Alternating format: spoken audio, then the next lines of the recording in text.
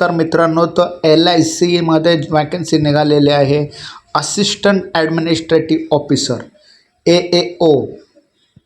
तर ही वॅकन्सी निघाली आहे. टोटल वॅकन्सी बघा 350 आहेत. हे AAO जनरलिस्ट आहे मित्रांनो. AAO जनरलिस्ट म्हणजे फक्त ग्रॅज्युएट डिग्री यायला पाहिजे. तरी बघूया आपण आता पुढे किती वॅकन्सी आहेत. तर 350 वॅकन्सी आहेत टोटल. अनरिझर्वच्या 142 आहेत. तर बघूया पुढे याचा क्वालिफिकेशन काय आहे.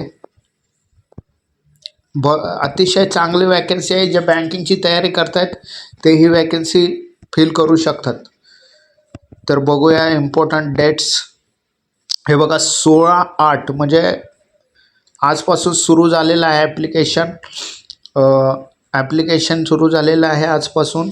लास्ट डेट आहे 8 सप्टेंबर आणि एक्झाम डेट बघा 3/10 एक्झाम डेट आहे मित्रांनो. 3/10 म्हणजे टेंटेटिव्ह म्हणजे जवळजवळ कन्फर्मच असते. 3/10 कन्फर्म एक्झाम होईल ही.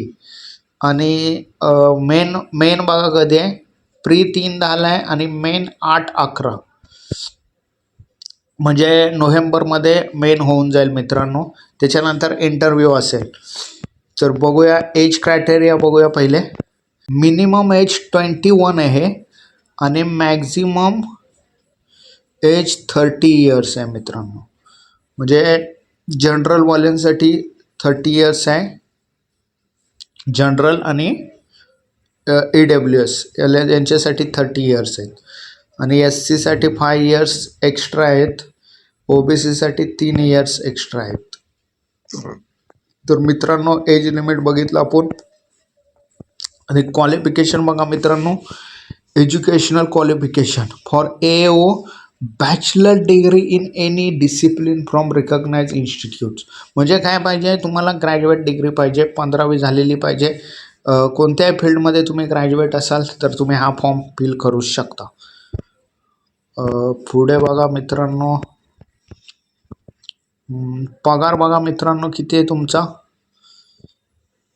पगार बेसिक बघा मित्रांनो. बेसिक 88,635 आहे आणि ॲप्रॉक्स म्हणजे मुंबईमध्ये जर तुम्ही वॅकन्सी कराल तर तुम्हाला 1,26,000 पर मंथ भेटेल मित्रांनो. एकदम चांगली अपॉर्च्युनिटी आहे मित्रांनो. भरपूर आणि अदर बेनिफिट्स पण भरपूर भेटतात मित्रांनो. LTC मेडिकल बेनिफिट हे सगळं भेटतं मित्रांनो. एकदम भारी वॅकन्सी आहे ही. पुढे बघूया काय आहे. हे प्रोबेशन आहे. आता समजा तुम्ही याच्यामध्ये सिलेक्ट झाला तर हे एक इम्पॉर्टंट आहे.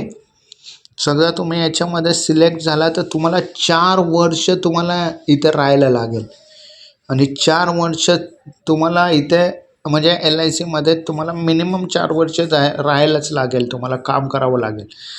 जर तुम्ही त्याच्या अगोदर तुम्ही दुसरीकडे जॉब कराल तर तुम्हाला 5 लाखचा बॉन्ड हा भरायला लागतो. म्हणजे 5 लाख तुम्हाला पैसे द्यावे लागतील जर दुसरीकडे. पण एवढे वॅकन्सी चांगले असताना दुसरीकडे मला नाही वाटत कोण जाईल. तर पुढे काय आहे. पुढे बघा फी बघा किती आहे.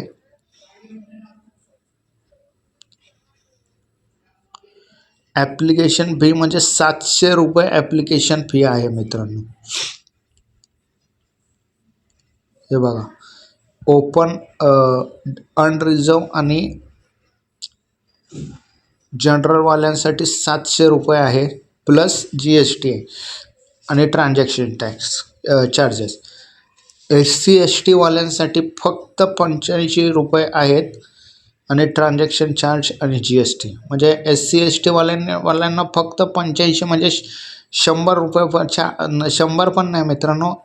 85 रुपीज म्हणजे चांगली संधी आहे. SC ST वाल्यांना अतिशय कमी फी आहे आणि अनरिझर्व आणि ओपनवाल्यांना 700 प्लस हे 85 तुम्हाला भरायला लागतील.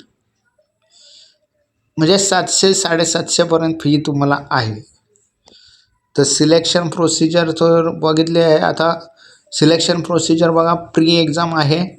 प्री एक्झाममध्ये इम्पॉर्टंट काय आहे बघा. रिजनिंग ॲबिलिटी 35 क्वेश्चन आहेत, 35 मार्क आहेत आणि 20 मिनटं आहेत. क्वांटिटिव्ह ॲप्टिट्यूड पण 35 क्वेश्चन, 35 मार्क्स आणि 20 मिनटं आहे.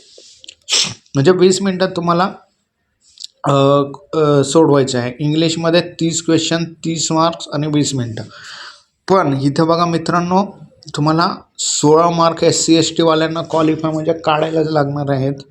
16 मार्क रिझनिंगमध्ये आणि क्वांटिटिव्ह ॲप्टिट्यूड.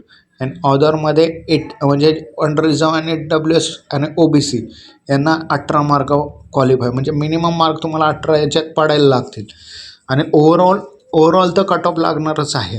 18 पाडले म्हणजे सिलेक्ट झाला असं नाही मित्रांनो, तुम्हाला ओव्हरऑल कट ऑफ तुम्हाला ती क्वालिफाईड करावी लागणार आहे.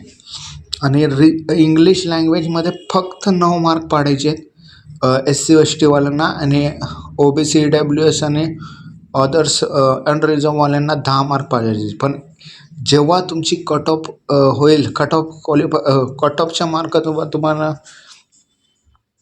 भेटतील, तेव्हा फक्त तुम्हाला रिझनिंग आणि क्वांटिटिव्ह ॲप्टिट्यूड या दोघांचेच मार्क तुम्हाला धरणार आहेत.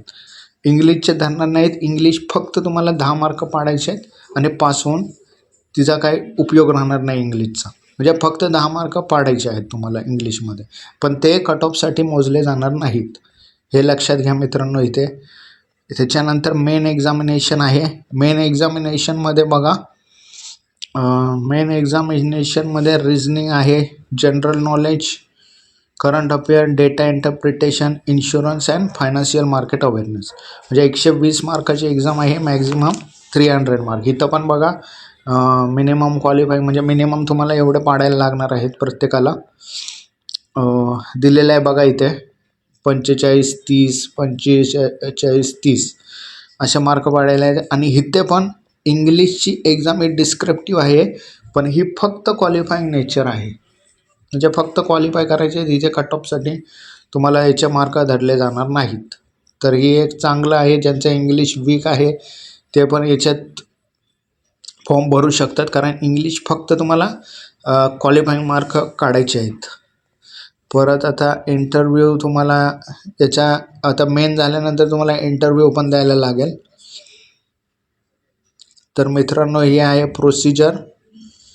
हे बघा इंटरव्ह्यू बघा तुमचा होणार आहे. 60 मार्काचा इंटरव्ह्यू आहे आणि त्याच्यात अनरिझर्व AWS अनरिझर्वला 30 मार्क तरी काढायचे आहेत आणि बाकीच्यांना 27 मार्क. बस, बाकी काय इम्पॉर्टंट नाही मित्रांनो. तर लवकरात लवकर जे हे आहेत, ज्यांचं ग्रॅज्युएशन झालं आहे आणि ज्यांचे बँकची एक्झाम जे देत आहेत, ते ही एक्झाम देऊ शकतात, कारण तोच सिलेबस आहे. काही अवघड नाही आहे मित्रांनो. आणि पगार पण 1,26,000 आहे. तर मित्रांनो, नक्की अप्लाय करा जर तुम्हाला LICमध्ये काम करायचं असेल तर. धन्यवाद.